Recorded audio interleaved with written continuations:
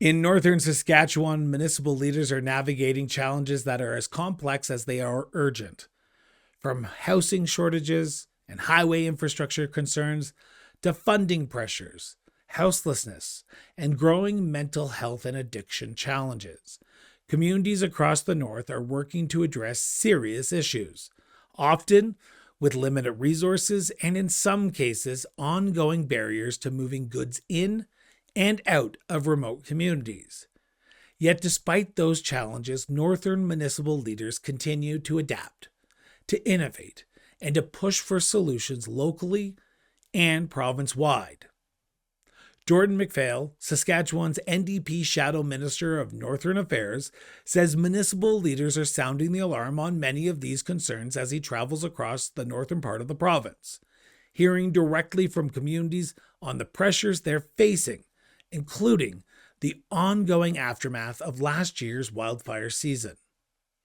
Now, at the most recent Saskatchewan Urban Municipalities Association convention in Regina, we caught up with Jordan to discuss what he's hearing from municipal leaders and how he and his Saskatchewan NDP colleagues are working alongside communities to address issues of importance and what he believes needs greater attention moving forward. This is Municipal Affairs. You stepped up to serve your community. Now take your leadership to the next level. Introducing GEMS, Governance Essentials for the Municipal Sector, a practical, Saskatchewan-based training program designed for council members and those who support them. Whether newly elected or a seasoned leader, GEMS helps sharpen the skills that matter most: decision-making, accountability, financial stewardship, infrastructure oversight, and navigating the complex realities of municipal governance. This isn't your typical classroom. GEMS is flexible, online, and built for busy people. You don't need a university degree, just a commitment to good governance. For some, it's been years since taking a course. That's okay. GEMS is designed to build confidence and knowledge. There is a short assessment, but it's there to reinforce your learning, not to trip you up. If cost is a concern, talk to your administrator, as there may be grants available to offset some of the costs. Because when local leaders grow, entire communities benefit. GEMS, because good governance isn't just important, it's essential.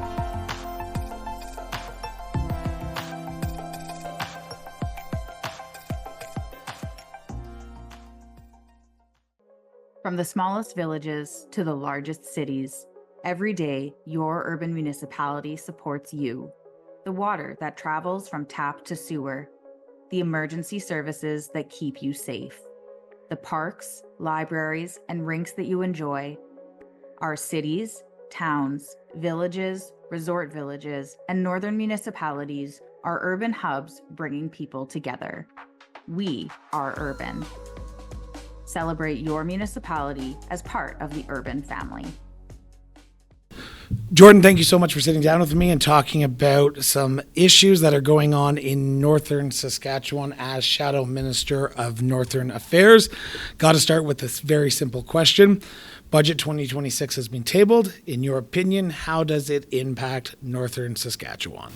Well, I'm sure that could be about an hour-long show in and of itself. But just some of the highlights or lowlights, if you will, from the budget. We had seen one of the most disastrous wildfire seasons in northern Saskatchewan last year with a community like Denair Beach losing 2/3 of its community. 15,000 of the 17,000 people that I represent in the Cumberland constituency was evacuated, and the other 2,000 or so were also affected by road closures, lack of food getting into the communities. So what we had hoped, and what I had hoped as a Shadow Minister for Northern Affairs was that this government was going to, learn some lessons out of the wildfire season, that we'd see additional investments being made into the Public Safety Agency, or maybe through the Ministry of Government Relations to provide additional resources to municipalities. Some of these communities, the fire trucks that they had were woefully inadequate to be able to battle back against just regular residential house fires, let alone if a wildland fire made their way into a community. I think of the hardworking people in Denair Beach that were on the front lines. The sprinkler systems that they had, they were retrofitting irrigation sprinklers, and the materials for that was being brought up by some of the members of council to address these challenges. And I saw the wildfire season in 2015. I knew that there was a debrief and a way to learn how to do things better in 2015. And from every report that we had seen coming out of Northern Saskatchewan, was that this last year in 2025 was handled far worse than even in 2015, despite the best efforts of every single hard-working frontline SPSA employee, of all the folks that were, put their lives on the line. I thank every single volunteer fire department firefighter, the hangar staff, the cooks, the essential services workers, the local EOCs that serve them. They did incredible work, but they needed more resources to be able to battle back against the blazes successfully. And going back to the budget, we saw a minimal increase in the SPSA's budget, and even the minister kind of responded that it was a bit of a status quo budget. And again,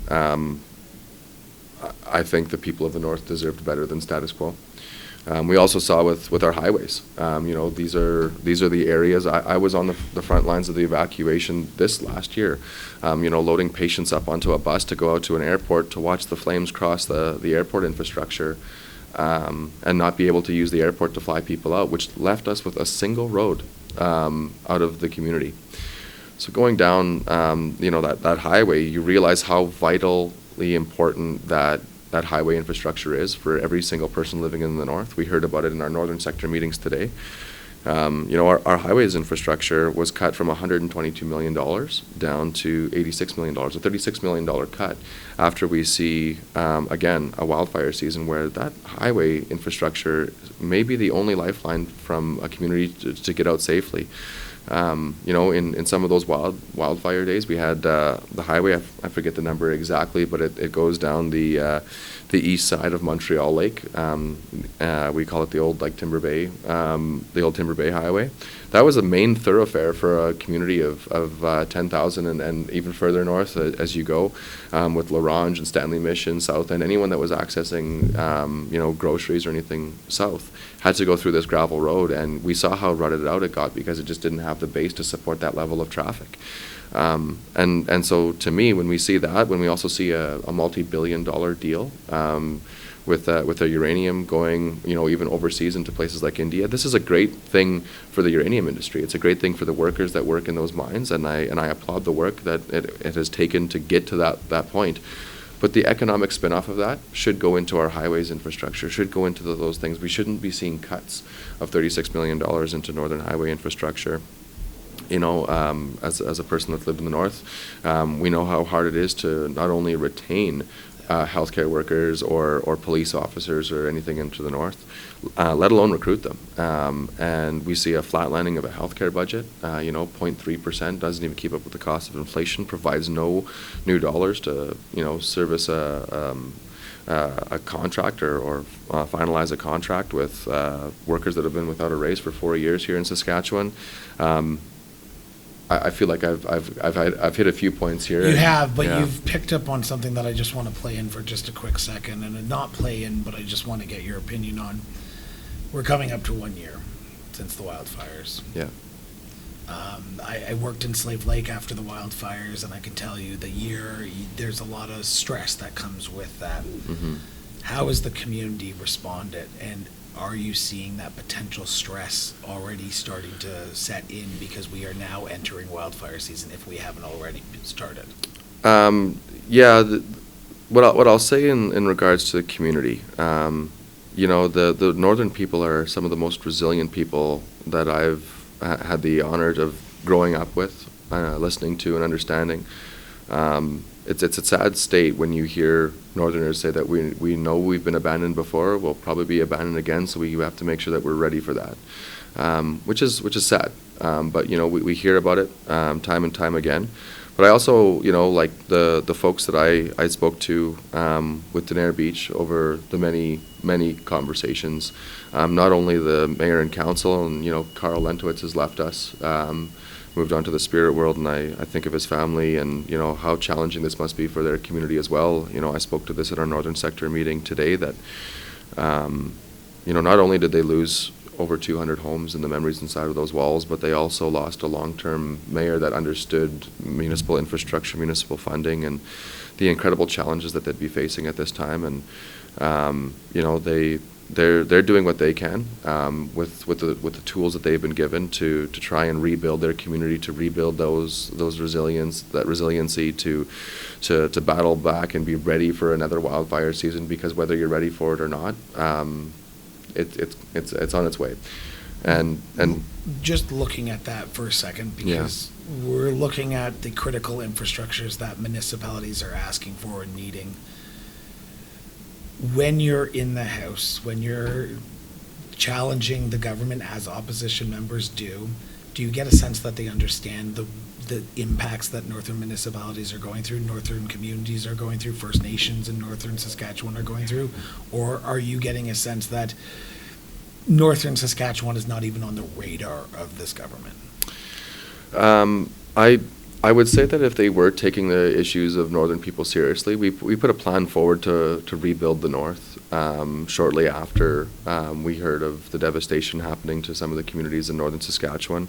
One of the clear-cut ways that they could have helped so many people rebuild in northern Saskatchewan was to cut the PST on construction labor.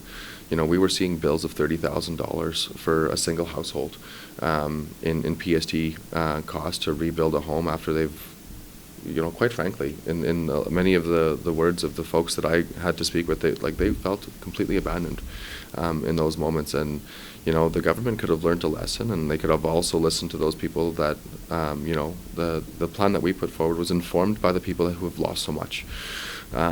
And so when we see that plan hasn't been taken seriously, hasn't been actioned, that PST on construction labor, not only for a municipal build, we hear that time and time again. I've been a municipal councillor for 8 years prior to serving as the MLA for the area, and there hasn't been a single SUMA that I've been to since the 2017 budget, when PST was added to construction labor, that the members of SUMA weren't advocating for some relief on removing PST on municipal builds. And again, in the wildfire response, this was an option that the government had, a very reasonable option to save some people some money as they rebuild their homes in northern Saskatchewan. Let's talk about housing for a second. Sure. I was just recently chatting with Mayor of La Loche, Lyle Herman, just recently, and he talked about one of the biggest challenges in his community about attracting community members or even police officers, nursing, is the lack of housing. They don't have housing, so therefore RCMP and even nurses are not coming up to the community because they just have nowhere to live. What do you believe the government should be doing to address the housing challenges that critical service members need to address some of the challenges that are going on in our communities? Great question. One of the things that our team has put forward is the Your Care, YourSay.ca. So this is something where not only patients but healthcare providers, community members, they can go forward and reach out to our team and help build the next policy of how we fix healthcare in Saskatchewan. And again, when we look at the housing infrastructure challenges, growing up in the north specifically, and being on municipal council, we had astronomically higher costs to build subdivisions because we're not just plowing through black earth or whatnot. We're quite literally blasting away bedrock to bring in water and sewer infrastructure, and that costs millions of dollars to be able to build a new subdivision. And so when we're looking at that, when we're listening to our healthcare workers and the management teams and whatnot of both the healthcare divisions of our policing areas, we recognize it as a challenge that we need to be able to get this housing infrastructure there. And one of the ways in a community where housing is the supply is the affordable units and whatnot are not in in the market. What the provincial government could do quite literally is fix some of the SHA housing that they have in those areas. We see vacant units all across Saskatchewan, especially Northern Saskatchewan. And what we're seeing is, like, even for myself as a single guy that was up in Larange in my home community, at the time, without having a wife or kids, I bought a 5-bedroom, 3-bathroom household because that was all that was available on the market at that time. Eventually, I bought it with the idea that I'm going to have a family, but in that moment, I was probably overhoused, but that was all that was available on the market. And so by opening up some of these like SHA units, by opening up some of the units that are there, by giving municipalities a break on the PST on construction labor, this will allow them to invest in housing starts in their community.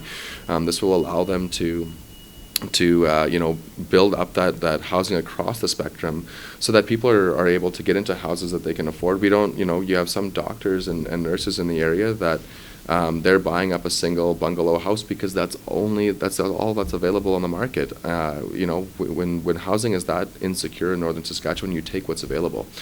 And so again, going back to the housing starts, it's making sure that you have the tools that municipalities need. It's also making sure that that you're listening to all of the people that are driving your economy, that are taking care of our patients. And one of the things that we campaigned on in the last election was the grow your own strategy when we talked about healthcare workers.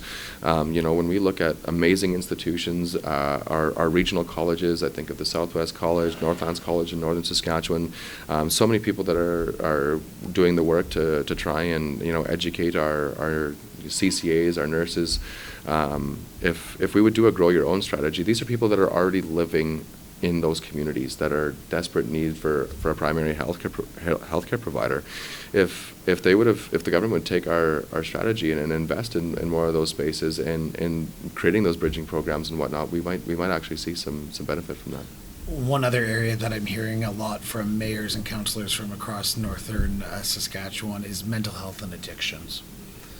A lot of service hubs are being overloaded because of the demands that they're seeing, and a lot of municipalities and a lot of community organizations are suffering from it because they have to pull resources or have to utilize resources that they are not equipped with to address some of these issues. Where does the government need to go, and where do you see the Saskatchewan NDP's plan addressing some of those critical services that people are calling for and needing in individual communities across all of northern Saskatchewan? Because you know it, you probably fly it and travel it. Some people have to go 2.5 hours to get critical service levels, whether that be for mental health and addiction or even healthcare. Yeah. Where does the gap need to be filled, and how do we fill it? Well, I think what it kind of boils down to is a two-part. Maybe a little bit more multifaceted than just a two-part. But when we look at the issues that we're facing in northern Saskatchewan, or anywhere in Saskatchewan for that matter, is we're seeing a really high level of financial anxiety, a really high level of child poverty, and dealing with the issues that are leading people into those lives of addictions, into the challenges that they're facing. This is a government that changed our citizens ed programs, the direct payment to landlords, putting people onto the streets, creating a bit of an issue with our homeless population, that even municipalities are starting to have to deal with that. I think of the library workers in Saskatoon. They've had to increase security at a local library because the government has just refused to step up to the plate and provide services to people, whether it be for mental health and addictions or housing insecurity. And again, the other side of this is making sure that there is that opportunity, that there is those economic drivers, that there's some affordability relief, because people are living so close to the breaking point in Saskatchewan that they're living paycheck to paycheck. They're choosing between heating and eating, and we see a recent announcement from the government here that there's an interim power rate cut, $136 million more coming out of the people's pockets here in the province of Saskatchewan. And that's a huge impact to the people in Northern Saskatchewan because, in places like Regina and Saskatoon, Prince Albert, most part of Southern Saskatchewan, they have access to liquefied natural gas as a means to heat their home. In Northern Saskatchewan, they don't have that. What they have is electric heat or diesel heat, and what we're seeing now, even with the conflict in the Middle East, is the price of oil has risen. So is the price of gas. So is the price of diesel, and what we're seeing is a massive increase in the cost of gasoline here in the city of Regina, $1.70. Some of the northerners have joked with me that the prices in Regina are now just what they used to be in the north. But the prices in the north now, we're over $2.40 a liter in some northern communities. I've heard from people that were up in places like Fond du Lac that when they had filled up that it was over $3 a liter for gasoline. And so when people are using that gasoline to go out and hunt and fish and provide sustenance to their table, when they're using it to access medical appointments, when they're using it to access the economy in many cases, this is all money that's coming directly out of Saskatchewan people's pockets. The last thing that they needed was a jacking of their power rates, and that's, like I said, in Northern Saskatchewan, a main way that they heat their home. And so I don't think the provincial government realizes what they're doing to Northern Saskatchewan people when they're raising the power rates to that other level. Before I let you go, one final question. What do you want to tell Northern municipal leaders that we haven't talked about what you're doing as Shadow Minister for Northern Affairs, but also the Saskatchewan NDP under Carla Beck? We're trying to get out to all the different communities and listen to people because our team believes that it's the northern people, and not only northern, but all people across Saskatchewan. It's the municipal leaders, the chief and councils. We're getting out there. We're having those conversations with people to truly understand what they see, not only as their challenges, but what are the solutions that they have, because there are so many solutions on the floor of the SUMA convention, at the municipal council table, speaking with the residents in every corner of the province. It's part of the impetus of the reason why we put forward our wildfire strategy bill. We felt that this government wasn't listening to northern leaders throughout the course of the wildfire strategy. We put that bill forward to give them the opportunity, if passed, that it would be legislated, that their voices would be heard on how they address wildfire strategies in northern Saskatchewan. We've got bills before the legislature now. We've got our surveys up for the future of people, the Your Future, YourSay.ca, talking about the economy and the labor challenges that we have across Saskatchewan. We have Your Care, Your Say, talking to like I said, the patients, the healthcare providers, and residents of all over Saskatchewan, and specifically to Northern Saskatchewan. The MLA from Athabasca, Leroy La Liberty, and I, we have traveled up by road, not by plane, up to places like Stony Rapids and Black Lake, into Fond du Lac, crossed the ice road last year, tried to get into Uranium City and watch the water come through some of the parts of the ice, decided to turn around. We're actually going out there. We're not flying over these highways and saying, yeah, they look good from about 24,000 feet. We're actually driving them. We're going and experiencing what northern people face every single day. Our leader, Carla Beck, has joined me during the wildfire crisis into my home community of L'Orange. We went and sat with Creighton and Denair Beach, even after they've lost so much. We've sat there, we've listened to their stories, we've listened to their solutions. We believe them when they tell us that these things would solve the issues in northern Saskatchewan. And we're going to have a team that's going to be ready to build out, our grid and growth plan to solidify safe and good, reliable power for industry, for residents, and cheaper power than what the government's plan currently is. And that's what we want to do. That's what we hope that the people of Saskatchewan will give us the opportunity to do when the next provincial election rolls around. But regardless of whether or not they cast a ballot for us or the Saskatchewan Party, we've given the people the word in Saskatchewan that we're going to listen to them, that we're going to try and take their issues to the forefront of the legislature, and do what we can to make sure that they feel heard by the provincial government, and they are certainly heard and valued by our team, and we're going to continue to do that work. Jordan, always a pleasure to sit down with you. It's a new annual tradition. If I come to SUMA, I have to sit down with you. Always great. Thank you so much. Yeah, absolutely. Thanks for tuning in for another edition of Municipal Affairs. This show was brought to you in part by the Johnson Shoyoma Graduate School of Public Policy. Municipal Affairs is where we take a closer look at the people, the policies, and the practical decisions shaping local governments across Saskatchewan and Canada. Now, each episode is designed to dig beneath the headlines and bring forward real-world conversations about the challenges and opportunities facing municipalities of all sizes. Now, if today's discussion was useful, thought-provoking, we encourage you to subscribe to the show. Leave us a review and share this episode with colleagues, friends, council members, or any municipally minded professional who cares about strong local governance. Visit crossbordernetwork.ca to learn about how you can join us for a future episode of Municipal Affairs and contribute to the national conversation on municipal affairs. So until next time, stay informed, stay engaged, and thanks again for tuning in to Municipal Affairs.